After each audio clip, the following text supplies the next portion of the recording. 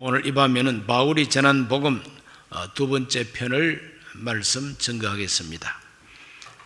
지난주 금요일 바울이 전한 복음 제1편에서 주로 로마서를 중심으로 해서 사도 바울은 로마에 있는 사람들에게도 복음 전하기를 원한다고 했습니다. 복음 전하기를 원하는 것이 바울의 간절한 소망이었습니다. 복음 전하는 것은 바울의 사명으로서 죽기까지 목숨을 귀한 것으로 여기지 아니하면서 복음을 전했습니다. 그렇게까지 전했던 그 바울이 전한 복음, 로마서를 보면은 바울이 전한 복음은 로마서를 시작하자마자 그 복음의 뿌리를 말하고 있습니다. 복음의 뿌리, 그건 바로 선지자들을 통하여 성경에 미리 예언하신 것이라 그랬습니다. 복음은 우연히 불쑥 생겨난 것이 아니라 하나님께서 구약 성경에 미리 예언하신 하나님의 아들에 관한 그 예언이 성취된 것이 바로 복음이라는 것입니다. 그 하나님의 아들에 대한 예언 성취가 아주 큰 표적으로 성취가 됐는데 그건 바로 예수님의 부활이라는 것입니다. 죽은 자 가운데서 부활하심으로 하나님의 아들로 인정되셨다고 그랬어요. 이와 같이 바울이 전한 복음은 뿌리가 있는 복음이다. 그 다음 두 번째로 그 복음의 핵심 내용은 뭐냐? 믿는 자에게 구원을 주시는 하나님의 능력이라고 했습니다. 이 복음은 믿는 자에게 구원을 주시는 하나님의 능력, 구원이 핵심입니다. 구원이 아니라면 복음 믿을 이유가 없고 필요가 없습니다. 구원을 주시기 때문에 복음을 믿어야 된다는 거죠. 그러므로 그 구원은 하나님이 은혜로 주시는 구원이다. 나의 의, 내 공로, 내가 돌을 닦고 내가 수행을 하고, 그래서 불교 쪽에서는 인사말이 덕담이 성불하십시오 이렇게 말한답니다. 성불하십시오. 성불하라 이 말은 부처님 되세요 이 말입니다. 부처님이 되시라, 부처님처럼 되라, 이것이 불교인들의 인사말입니다. 성불하십시오. 우리들은 그런 인사말이 없지요. 우리는 할렐루야 그렇지 않습니까? 하나님을 찬양합시다. 우리 기독교 복음은 성불하는 게 아닙니다. 내가 부처님 되려고 노력하고 애써서 완성을 하라고 하는 그런 인사말, 우리 기독교의 신앙에는 그런 게 없어요. 하나님께서 주시는 선물을 받는 겁니다. 구원이라고 하는 선물을 받는 겁니다. 은혜로 주시는 선물. 내가 인물이 잘났거나 헌금을 많이 했거나 해서 잘났다고 주는 선물이 아니라 못났음에도 불구하고 하나님께서 불쌍히 여기시고 긍휼히 여기시고 은혜로 거저 주시는 선물이 구원이라는 것입니다. 거저 주시기는 거저 주시는데 그 거저 주시는 그 은혜를 받아들여야 된다는 겁니다. 그걸 받아들여야 된다는 거예요. 마음은 딱 걸어놓고 받아들이지 않으면 내 것이 될 수가 없다는 거죠. 아무리 비가 쏟아져도 뚜껑 덮어놓은 그릇에는 한 방울도 안 들어가죠. 뚜껑을 열어놔야만이 거기에 빗물이 들어가지 않습니까? 하나님께서 은혜를 주시는데 내 마음을 활짝 열고 아멘 주 예수여 오시옵소서, 그걸 가리켜서 회개하고 영접한다는 말로 표현합니다. 그래서 주 예수를 믿으십시오. 그리하면 구원을 받습니다. 이것이 우리의 인사말이죠. 그 다음 바울이 전한 복음은 성령의 복음이었습니다. 바울은 말합니다. 하나님의 은혜로 구원을 받기는 받았는데 내 속에 육신이라고 하는 것이 있어가지고 이것이 아주 나를 괴롭게 한다는 겁니다. 이 육신이 있어가지고 이 육신이라고 하는 것은 죄의 법이라고 다른 말로 표현합니다. 죄의 법. 이 법이라고 하는 것은 그렇게 될 수밖에 없는 어떤 법칙과 같은 것입니다. 어떤 법칙과 같아요. 질량불변의 법칙, 화학적, 물리학적 법칙이 이 세상에 많이 있지 않습니까? 이 죄의 법칙, 이 죄의 법이 어떤 법이냐 하면은 하나님 율법을 즐거워하고 하나님의 말씀대로 살고 싶은 마음은 내게 있지만 내 속에 다른 법이 하나 들어와 있다는 겁니다. 다른 법칙이 하나 있는데 그 법칙이 뭐냐? 죄의 법칙이라는 겁니다. 자꾸 죄 짓게 한다는 거예요. 그 죄의 법칙이 얼마나 센지, 세력이 강한지 내가 사로잡혀 있다는 겁니다. 오호라, 나는 곤고한 사람이로다. 이렇게 탄식을 한다. 이걸 육신을 해결하지 아니하면, 죄의 법을 해결하지 아니하면 예수님을 믿으면서도 자꾸 죄 짓는다는 거예요. 어떻게 이걸 해결해야 되는데, 이거 해결하는 것이 바로 구원이라는 겁니다. 지은 죄를 용서해 주는 것만이 구원이 아니라 죄를 짓게 하고 있는 현재 진행형 이 죄의 세력을 제압하고 죄를 안 짓게 하는 하나님의 능력을 우리에게 부여해 주시는 그것도 구원이라는 겁니다. 그 거룩한 그 구원은, 능력의 구원은 성령으로 주신다는 거죠.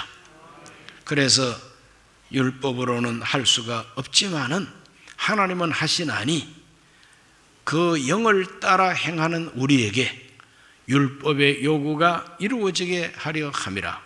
그 영을 따라 행하는 사람, 그 영이 바로 성령입니다. 그 영이 바로 성령이란 말이에요. 성령을 따라 행하면은 육체의 욕심을 이루지 아니한다. 이것이 우리 기독교 구원의 큰 주제입니다.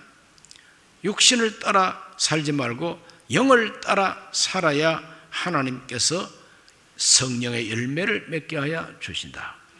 이것이 로마서 8장에 강조되어 있는 바울이 전한 복음인 것입니다. 오늘은 이제 제2편으로서 고린도전서, 갈라디아서 이러한 성경을 통해서 바울이 전한 복음이 무엇인가 하는 것을 살펴봅니다. 첫째는 부활의 복음입니다. 바울이 전한 복음은 부활의 복음이에요. 자, 오늘 읽은 말씀 고린도전서 15장 1절과 2절을 다시 읽어봅니다. 형제들아, 내가 너희에게 전한 복음을 너희에게 알게 하노니 이는 너희가 받은 것이요 또 그 가운데 선 것이라. 너희가 만일 내가 전한 그 말을 굳게 지키고 헛되이 믿지 아니하였으면 그로 말미암아 구원을 받으리라 그랬어요. 바울은 분명히 말합니다. 형제들아, 내가 너희에게 전한 복음을 너희에게 알게 한다 그랬어요. 내가 전한 복음. 바울은 확실하게 복음을 전한 사람입니다. 그래서 내가 전한 복음이라고 아주 금융실명제처럼 자기 설교, 자기가 전한 복음에 대해서 실명제를 적용하고 있는 거죠. 내가 전한 복음이라는 거예요. 그건 내가 전한 복음이라고 해서 내가 발명한 복음은 아닙니다. 내가 받은 복음입니다. 누구한테? 주 예수 그리스도로부터 받은 계시의 복음이라는 거죠. 나만 계시받은 것이 아니라 베드로도 그렇게 계시받고 요한도 그렇게 계시받고 모든 사도가 똑같이 받은 그 그리스도의 계시가 바로 복음이라는 거예요.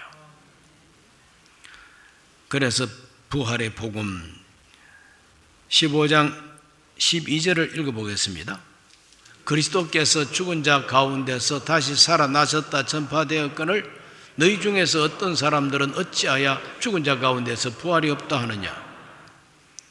고린도 교회 교인들 가운데서 부활이 없다고 말하는 사람이 있는 겁니다. 그래서 바울이 부활을 강조한 것이 고린도전서 15장입니다. 그래서 이 부활의 기쁜 소식은 바로 부활의 복음이 되는 것이죠. 고린도전서 15장 19절로 20절 다 같이 봅니다. 만일 그리스도 안에서 우리가 바라는 것이 다만 이 세상의 삶뿐이면 모든 사람 가운데 우리가 더욱 불쌍한 자이리라. 그러나 이제 그리스도께서 죽은 자 가운데서 다시 살아나사 잠자는 자들의 첫 열매가 되셨도다 그랬어요. 우리가 이 세상에서 살아가는 삶에 대한 것만 기대하고 바란다면 우리는 불쌍한 사람이라는 거죠. 돈 버는 것이 예수 믿는 목적입니까?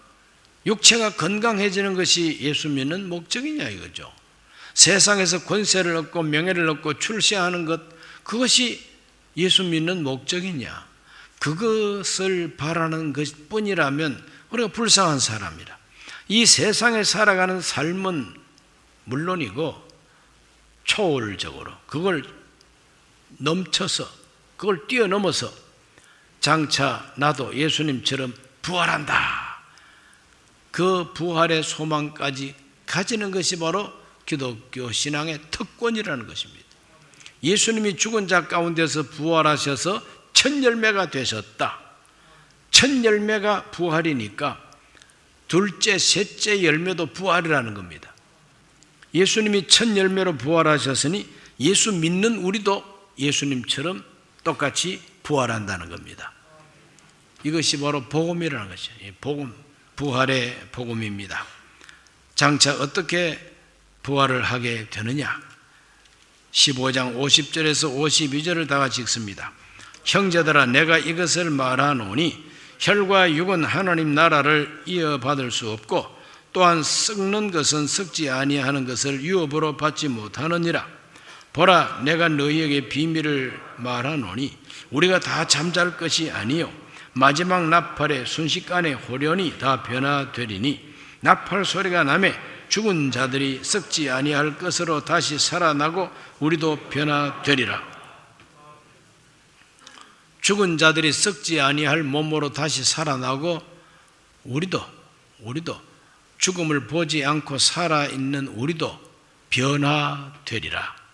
그 변화되는 게 바로 부활의 몸으로 확 바꿔진다는 것이죠. 부활을 믿습니까? 예수님이 죽은 자 가운데서 부활하셨어요. 예수님의 부활은 바로 내 부활을 보정하는 것이고 내 부활을 보여주는 본보기가 된다는 거죠.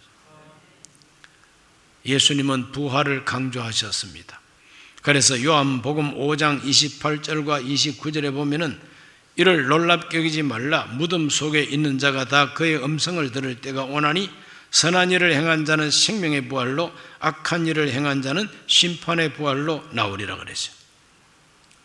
선한 일을 행한 자는 생명의 부활, 악한 일을 행한 자는 심판의 부활로 나오리라. 부활을 믿습니까? 예, 부활을 믿어야죠.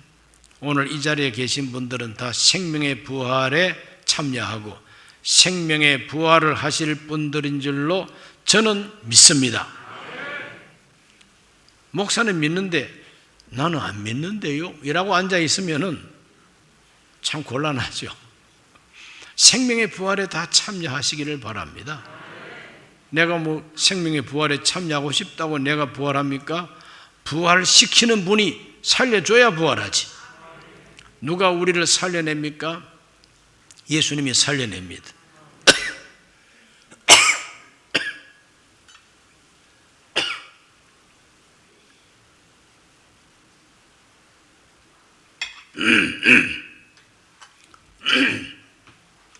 죽었다가 부활해 보신 예수님이 죽은 우리를 살려내신다는 겁니다. 부활은 있습니다. 틀림없이 부활이 있습니다. 어제도 제가 장례식에 다녀왔는데 이 말씀을 전해드렸습니다. 죽은 자는 영원히 죽음 상태에 있는 것이 아니고 매장을 하든 화장을 하든 그래서 그 가루를 물에 뿌리든 썩어서 뼈만 남든 그거는 육체로 흙으로 돌아가는 과정일 뿐이고 흙 속에 담겨져 있던 하나님께서 주신 영, 우리 인간의 생명의 본체, 이거는 없어지지 아니하는 겁니다. 새로운 몸을 입혀주는 것이죠. 부활의 몸을 입혀줘 가지고 살려내는 것을 부활이라 그래요. 오늘 우리 모두가 다 예수님이 부활한 것처럼 나도 부활한다는 사실을 믿으시기를 바랍니다. 이것이 바울이 전한 복음입니다. 우리가 이 세상의 것만 바란다면 가장 불쌍한 자라는 거예요. 예수님이 첫 열매가 되셨으니 우리는 그 다음 열매로 부활한다는 것이 복음인 것입니다. 그 다음 두 번째로 오직 믿음으로 의롭다 하심을 얻는 바로 복음을 강조합니다. 로마서에서도 마찬가지, 갈라디아에서도 특별히 믿음으로만 구원받는 것이 우리가 받는 구원이라는 겁니다. 갈라디아 2장 16절을 다 같이 봅니다. 사람이 의롭게 되는 것은 율법의 행위로 말미암음이 아니요 오직 예수 그리스도를 믿음으로 말미암는 줄을 알므로 우리도 예수를 믿나니 이는 우리가 율법의 행위로서가 아니고 그리스도를 믿음으로써 의롭다 함을 얻으려 함이라. 율법의 행위로는 의롭다 함을 얻을 육체가 없느니라. 율법의 행위가 무엇이냐 하면은 하나님의 율법을 순종하는 행동, 하나님의 율법을 그대로 따르는 행동입니다. 이것은 마치 자기 자신을 갈고 닦고 수행하고 세상 동양 철학으로 말하면 자기가 돌을 닦는 거죠. 자기가 돌을 땅해가지고 도가 통하고 불교식으로 말하면 성불을 하는 거예요. 부처가 되는 겁니다. 그것이 율법의 행위예요. 하나님의 율법대로 행동하는 정성과 노력, 금식을 하면서 기도를 하면서 자기를 갈고 닦는 그 행위가 바로 율법의 행위입니다. 그런데 율법의 행위를 아무리 갈고 닦아도 하나님이 어렵다 하는 수준에는 도달할 수가 없다는 겁니다. 연탄을 아무리 갈고 닦아도 시커먼 물이 나옵니다. 그럴까요 안 그럴까요? 빨리 대답하기. 연탄을 안 떼본 사람이 많은가 보네요. 연탄은 불에 태우지 아니한 채로 연탄 그 자체는요 아무리 물에 넣고 거기에 하이타일을 풀어 넣어가지고 씻어도 시꺼먼 물만 나옵니다. 왜냐하면 본질이 그러니까.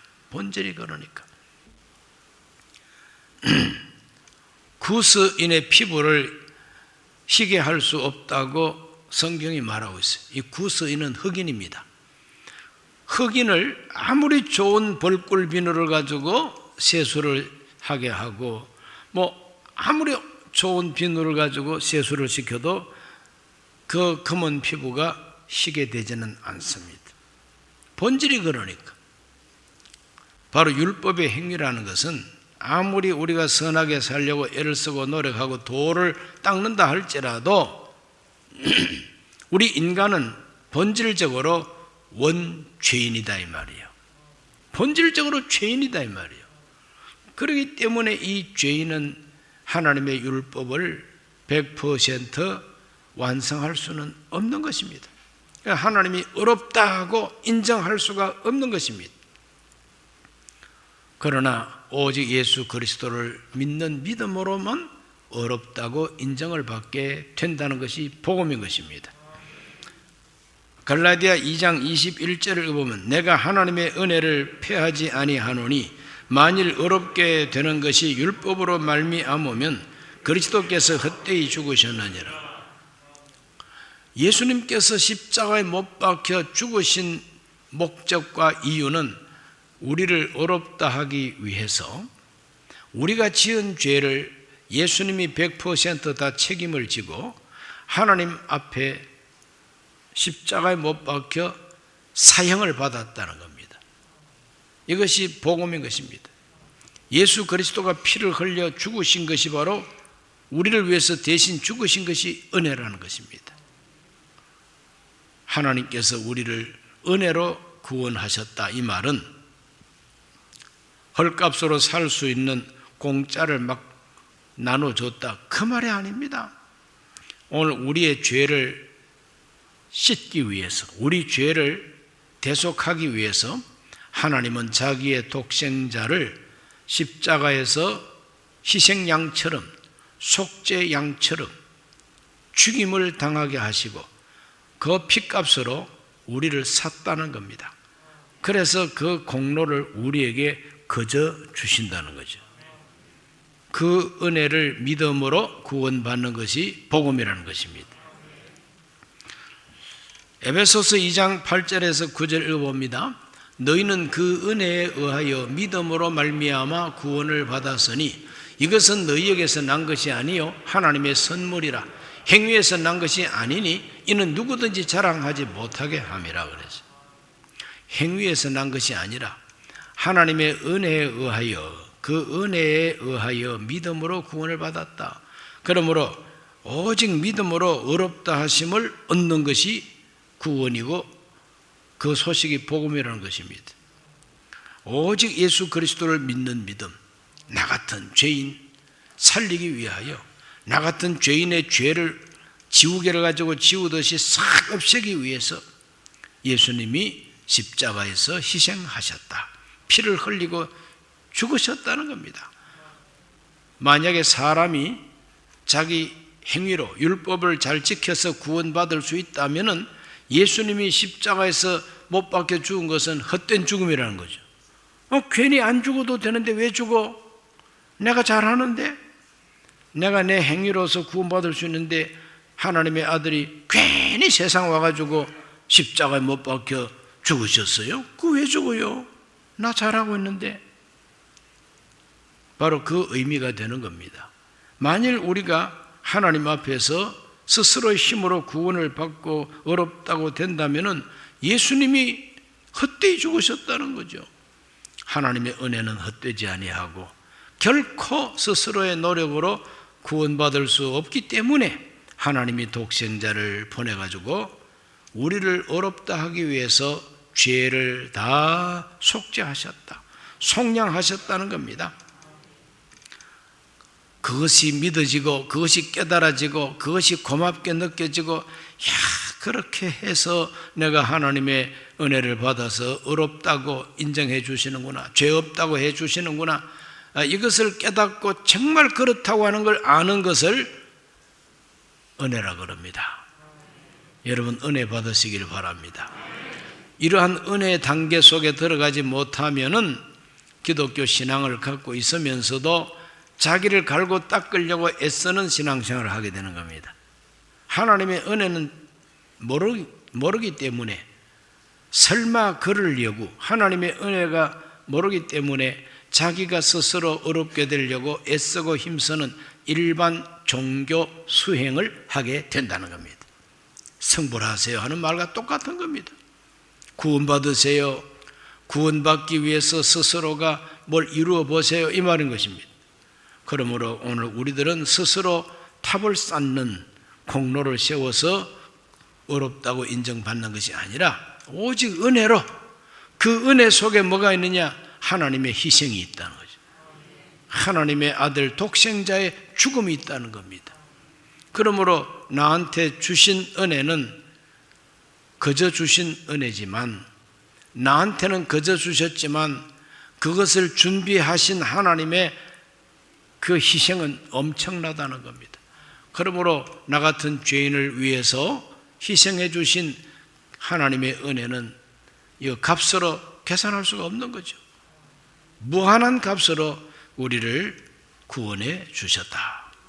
깨닫게 되시기를 바랍니다. 그렇게까지 해 줬는데도 눈만 끔뻑끔뻑하고 금붕어처럼 입만 뻥긋뻥긋하고, 그런가 보네. 그렇다니까 그런 줄 믿어야지 뭐. 이런 정도의 감격 가지고는 은혜 단계에 들어간 분이 아니단 말이에요.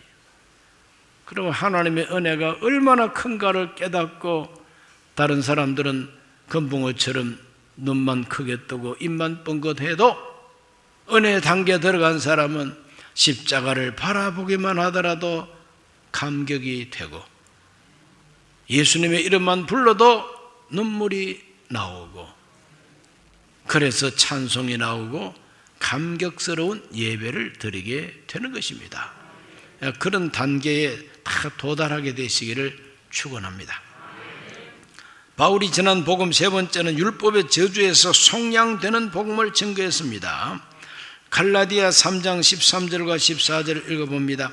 그리스도께서 우리를 위하여 저주를 받은 바 되사 율법의 저주에서 우리를 속량하셨으니 기록된 바 나무에 달린 자마다 저주 아래 있는 자라 하였음이라.